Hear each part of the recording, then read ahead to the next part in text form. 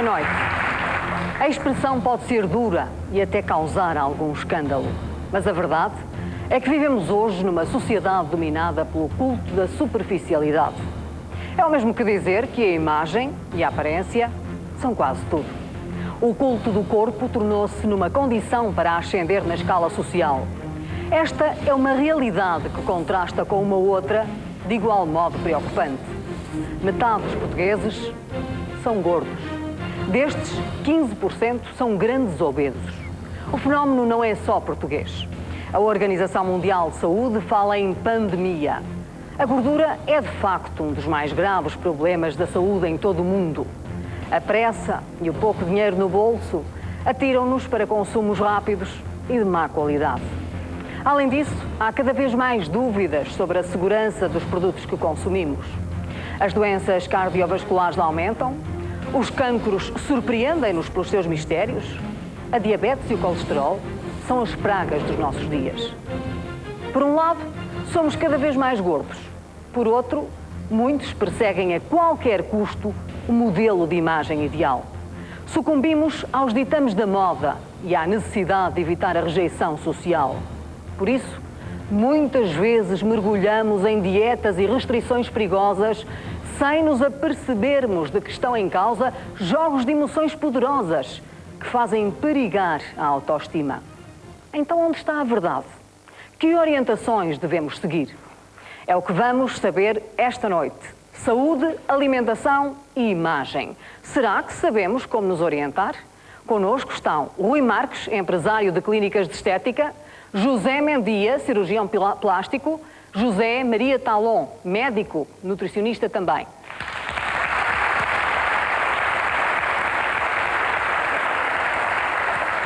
E ainda João David Nunes, gestor e profissional de comunicação. Isabel Leal, psicóloga. Manuel Oliveira Carrageta, presidente da Fundação Portuguesa de Cardiologia.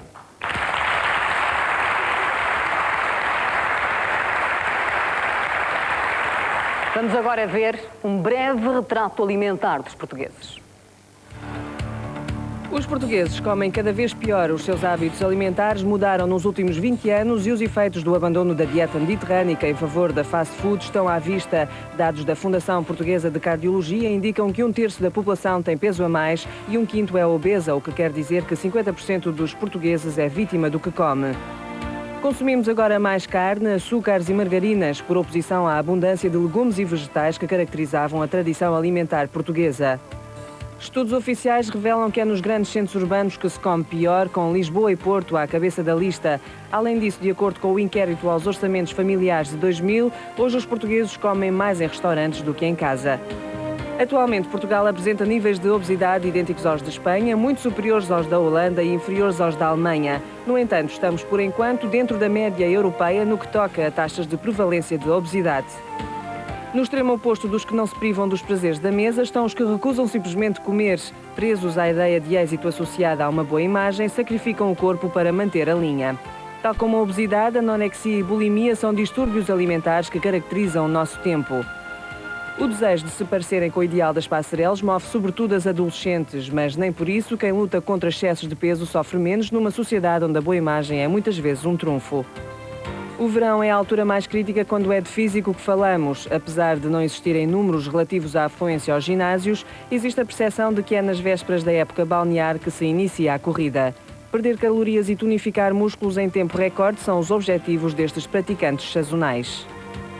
Quem não tem tempo para o exercício físico prefere acreditar nos milagres prometidos nos anúncios das dietas. Aconselhadas pelos amigos ou pelo farmacêutico, muitas destas substâncias acabam por se revelar desastrosas para a saúde.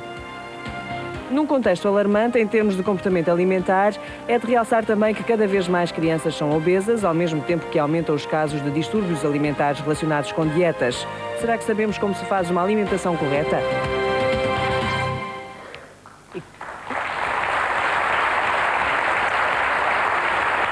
E tenho a certeza que quem nos está a ver tem também uma opinião sobre se, no que diz respeito à alimentação, à saúde e à beleza, estamos ou não no bom caminho. Já sabe que pode também participar neste programa, é fácil fazê-lo, basta ir às mensagens do seu telemóvel. Se considera que estamos no bom caminho, escreva PEC, dê um espaço, escreva sim e envie para o 4002. Se considera que não estamos no bom caminho, escreva também PEC, escreva, dê um espaço, escreva não e envie ainda para o 4002. Boa noite, professor Manuel Carrageta, presidente da Fundação Portuguesa de Cardiologia. Um bom prato de pezinhos de coentrada tem mais prós ou mais contras? Aqui a posição é que não há alimentos completamente maus, nem alimentos completamente bons. A nossa dieta deve ser o mais variada possível. Então tem mesmo prós e contras. E damos preferência aos alimentos mais saudáveis e restringir-nos, portanto, comer menos alimentos que não sejam tão adequados, não é? Mas evidentemente não podemos condenar nenhum tipo de alimentos. Mesmo uns bons pezinhos de porco de coentrada? Depende de muitos fatores, mas se esse tipo de refeição estiver integrado numa cultura mediterrânica... Que é o caso? Acompanhado de um copinho ou dois de vinho tinto. O porco, de preferência mediterrâneo, portanto, o correspondente ao alentejano... Está a falar do porco preto? Conhecido por pata negra. Nessa situação, o tipo de gordura do porco é um pouco diferente do porco desenvolvido em cativeiro, de outras raças. Portanto, não faz mal comer... Só que não se pode comer sempre. Não pode comer todos os dias. Tem que ser uma alimentação que seja o mais variada possível, tem que ser uma alimentação rica em vegetais, leguminosas, lá estão os feijão, a fava, etc, a ervilha, a salada, o tomate, a alface. Tem que ser uma alimentação, a refeição não pode ser só isso, não é? Tem que ser uma alimentação variada, rica em legumes, em vegetais e em leguminosas. Adivinhei, João David Nunes, um pratinho de pezinhos de porco de coentrada. Excelente. A questão que se põe... É o seu prato favorito? Não é o meu prato favorito, mas é um dos favoritos. É um dos meus pratos favoritos. A questão essencial, como muito bem pôs e com muito mais autoridade que o professor Carrageta, é que os pezinhos de coentrada estejam bem feitos e que não sejam comidos todos os dias, não é? A questão essencial é da variedade, mas também é da qualidade daquilo que se come. E realmente isso na peça introdutória foi focado e eu, quanto a mim, é um dos aspectos essenciais a nível da alimentação. Isto dito, parece-me igualmente que nós estamos cá para ser felizes, não é? E uma coisa essencial para ser feliz é ter saúde. E, portanto, devemos sempre comer de uma forma variada, mas levando em linha de conta que devemos preservar sempre a nossa saúde. E isso é essencial, seja-se gordo, seja-se magro, seja-se assim. E o João David Nunes sente-se bem como está? Não tem tido problemas de maior e, portanto... Graças a Deus, até hoje, sou gordo, mas sou saudável. E, portanto, não tenho necessidade de fazer dietas, até porque da única vez em que fiz uma dieta, tive uma experiência não propriamente positiva. Isto é, fiz uma dieta, emagreci 15 quilos e depois recuperei serenamente esses 15 quilos. E cheguei a uma conclusão fácil, e que era que precisaria de estar sempre a fazer dieta e sempre a fazer exercício. O que para uma pessoa do meu tamanho devem convir que não é propriamente uma coisa que seja agradável, nem que seja propriamente fácil levar isso por diante. Assim sendo, acho que optou por manter o peso. Cada um deve sentir-se bem consigo próprio, isso também é uma das coisas que é essencial também para ter saúde, é estar-se bem consigo e com os outros, desde que isso aconteça. Muito e bem. Desde que se tenha saúde. O problema é que nem sempre as pessoas se sentem bem assim com o peso como que tem o João David Nunes. Boa noite, doutor José Maria Talon. Certamente que muitos dos doentes que lhe aparecem no seu consultório têm este peso, alguns muito mais, não é? Porque há obesos, há grandes obesos e eu penso que o João David Nunes não é considerado um grande obeso. Será mais só para o obeso. Já fica satisfeito. Tem uns valores razoáveis. Uns valores razoáveis. Se há valores razoáveis, é uma boa pergunta. Vamos ver. Está aceptado que aquello que é peligroso para o organismo un índice de masa corporal de un determinado valor. O sea, digamos que o peso normal, o índice de masa corporal é unha relación entre o peso e a altura. Un valor normal sería entre 20 e 25. A partir de 25 é un sobrepeso, e a partir de 30 ya estamos falando de obesidade, e a partir de algunos autores 35, 40 é de obesidade mórbida, máis 40.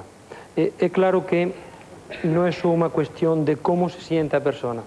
Está demostrado que o peso a máis, cando digo peso a máis, a obesidade, non 3 ou 4 kilos a máis, que tienen un factor puramente estético, é perjudicial para o sistema cardiovascular, respiratorio, articular, aumenta a proporción de cancros, e esa é a razón, ou esa debería ser a razón de as persoas vir a consulta.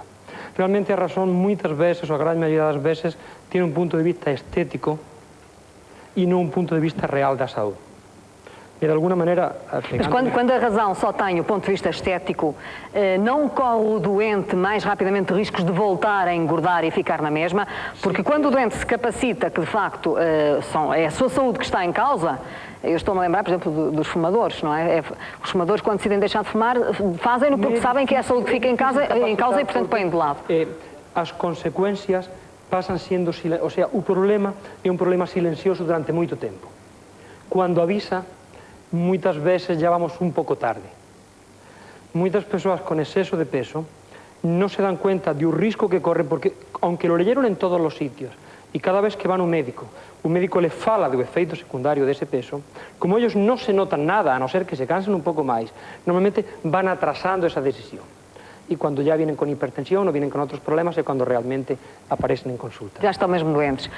Doutora Isabel Leal, mas muitas vezes não são só as questões de saúde, como disse o Dr. José Maria Talon, que levam o doente ao consultório ou ao hospital ou à consulta, não é? São também as questões de estética. Vivemos numa sociedade que, na sua opinião, dá ou não demasiado valor à imagem?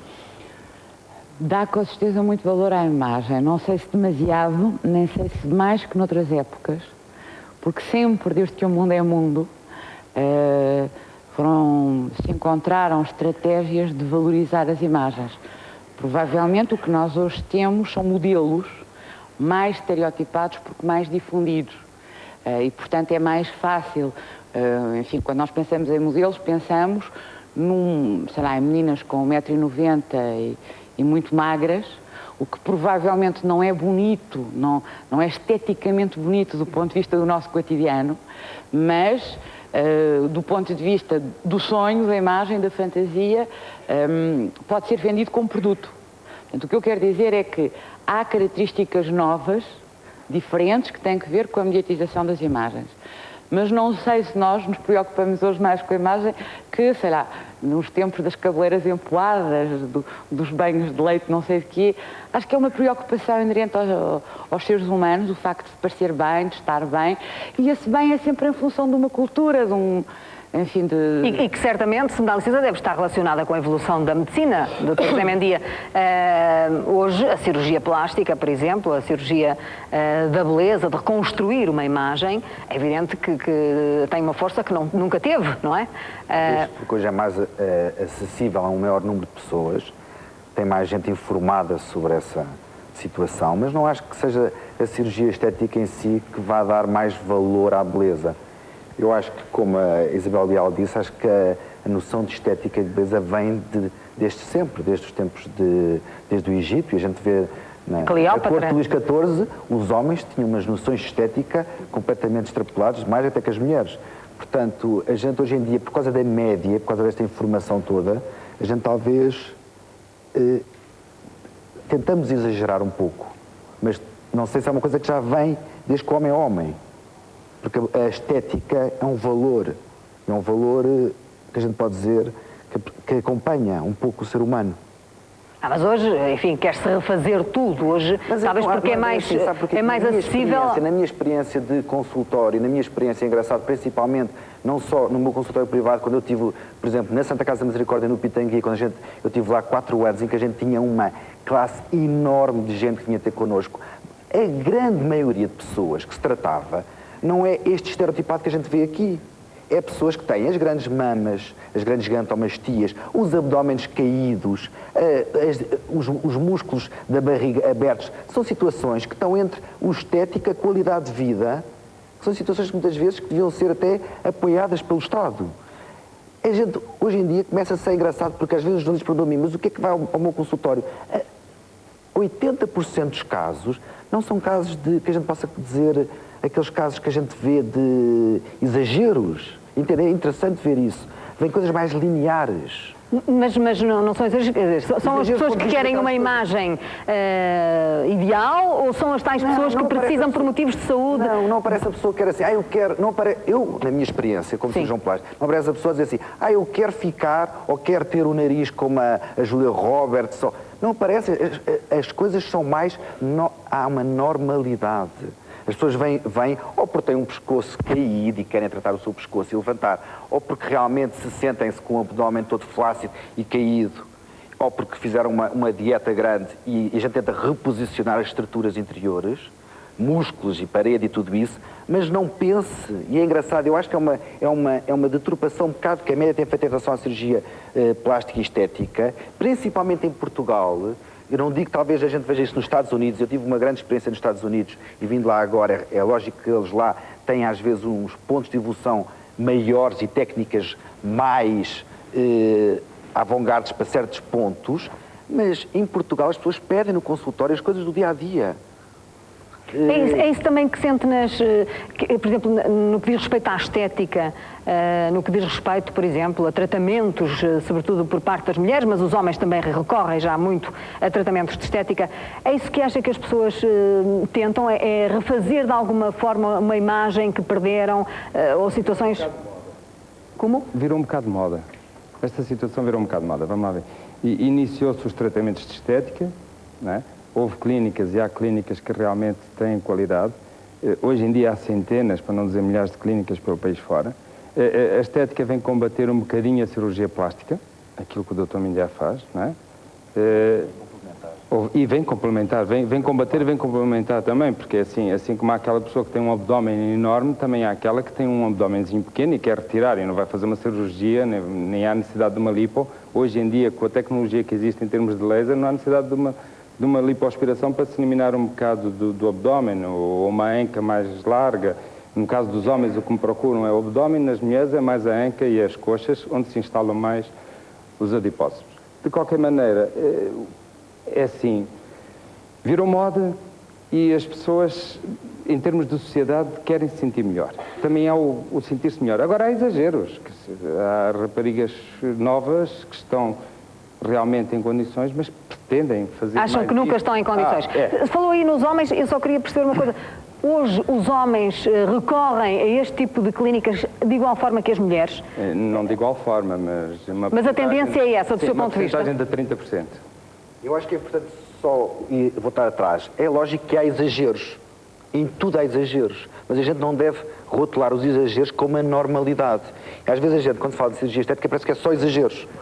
Estão-me a fazer entender? Com certeza. Foi essa a ideia que eu tive. A maior parte das pessoas, às vezes, quando recorre, são situações de qualidade de vida. Posso acrescentar uma coisa? Posso dizer uma coisa em relação a isso que eu estava a dizer? Sabe que eu acho que às vezes o risco é nós criarmos, e o risco do excesso de mediação, é nós criarmos expectativas que não são execuíveis. Quer dizer, a cirurgia estética, por mais avançada que esteja, não faz pessoas novas. Não lhes muda a personalidade, não lhes dá encanto, não lhes põe brilho. Faz algumas coisas e que são extremamente trabalhosas e dispendiosas, e quando eu estou a dizer dispendiosas, não é só do ponto de vista económico, é dispendiosas do ponto de vista da manutenção, dos cuidados a ter. Portanto, eu às vezes assusto-me um bocadinho quando vejo, e enfim, estamos no verão, as revistas começam todas a falar de vamos lá emagrecer os quilitos, aquelas coisas, enfim, que fazemos todos. Agora, é como se houvesse um sítio, um local, alguém que tem o passaporte para a beleza e para o encanto e que isso é possível e que isso é execuível. E isto não é verdade. A cirurgia estética faz algumas coisas e ajuda, com certeza. Provavelmente muito daquilo que é estética, no sentido Acho que tem uma componente psicológica muito importante, que as pessoas sentem-se tratadas, sentem-se cuidadas, faz bem a tudo. E sentem que estão a fazer por elas o máximo que podem. Mas faz bem a tudo, faz bem à pele e à alma e essas coisas todas. Mas convinha nós não transformarmos isto numa coisa espantosa, que é que pode-se fazer pessoas novas, porque alimentamos muito, temos imensa pena, mas não... O João já alguma vez recorreu a alguma destas clínicas? Já pensou nisso? Um laser, enfim, uma cirurgia? Nunca pensou nisso? Nunca pensei nisso, nem estou a pensar. Nos tempos mais próximos, perguntar. Perdão? Não está a pensar, é nos tempos mais próximos. Nos tempos mais próximos. Mas eles têm esperança que venha a pensar. Eu não sou daqueles, seria com certeza um excelente cliente, tinham muitos quilos para tirar. Muitas lipos para fazer. Não sei se de lipos, não sei o quê. Perdão? Uma lipo. Você era um caso, não teria indicação para lipo. Teria que emagrecer primeiro. Não fazem lipos, É aspirações, interessante saber portanto, em aonde é que casos começam destes. umas coisas e onde é que acabam outras. E depois há uma coisa interessante ver, em relação à obesidade é uma doença crónica. E a pessoa habitua-se a um padrão que ela nem se apercebe onde está. É como o hipertenso, é como o depressivo. Às vezes a gente vê pessoas na rua depressivas, nem se apercebem que estão. É uma doença. Portanto, o trazer às vezes um obeso a uma situação a um estado menos, ele sente-se bem como está. Talvez não conheça outro, porque são situações que vêm de muito novas. E essas situações é importante a gente, às vezes, denunciá-las. Os médicos. É isso também que vamos fazer esta noite aqui. Vamos trazer essas questões todas à colação. Professor Manuel Oliveira Carrageta, vamos começar então pela obesidade, que é aqui talvez a pedra de toque, porque é uma doença. Estamos a falar de uma pandemia, tal qual disse a Organização Mundial de Saúde. Porquê é que as pessoas, mesmo num país, enfim, com a alimentação tradicional mediterrânea como é Portugal, estão a engordar? Porquê é que os portugueses estão a engordar, na sua opinião? Isto resulta quer dizer, há aqui o aspecto da alimentação que está a mudar, com uma grande introdução do fast food, que é um tipo de alimento muito rico em gordura saturada, gordura animal, ainda por cima muito rico em sal, e que é fácil de mastigar. Tudo quando está a pensar em fast food, está a pensar... Estou a pensar